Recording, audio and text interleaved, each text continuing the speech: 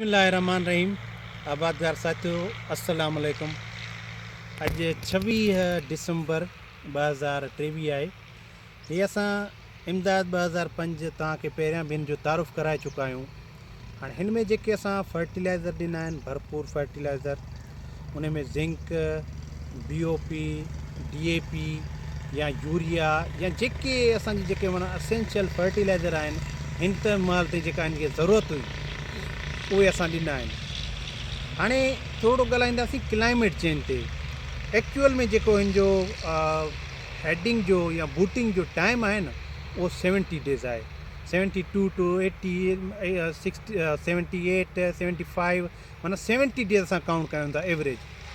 पर हाणे क्लाइमेट जे इफेक्ट जे करे, क्लाइमेट जा इफेक्ट त असां ॾिसूं था त ख़रीफ़ किराब जा जेके वीड्स आहिनि उहे असांजे रबी में थिया आहिनि।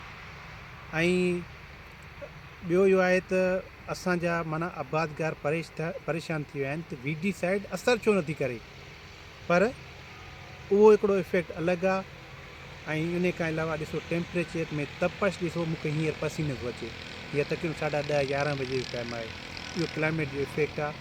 उत्तर असांजो बिल्कुलु बंदि आहे, माना कणिक खे उत्तर जी हवा खणंदी आहे।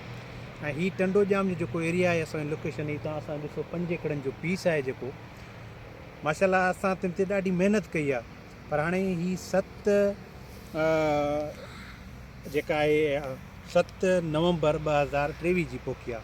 मतिलबु हिन खे 50 ॾींहं 51 ॾींहं थिया आहिनि, हीअ हाणे बूटिंग ते अचे थी। इहे क्लाइमेट जा इफेक्ट आहिनि। इंशाअल्लाह ताला आबादगार पंहिंजे तरफ़ां महिनत बि कनि था ऐं पंहिंजी जेको आहे एग्रोनॉमिकल प्रैक्टिसिस ज़बरदस्त कनि था। पर मेन फोकस आहे त असां इन क्लाइमेट खे मुंहुं कीअं ॾियूं। इन जे लाइ असांजा साइंटिस्ट बि कोशिशूं कनि पिया ऐं इंशाअल्लाह ताला क्लाइमेट जा मसइला बि हल थींदा रहंदा। पर इहो आहे जो क्लाइमेट जे करे परेशान न आहे थियणो, असांखे जेको आहे पंहिंजी प्लानिंग, पंहिंजे तरीक़ेकार उन ई मुनासिब सां रखणा पवंदा। Thank you so much. अस्सलाम वालेकुम।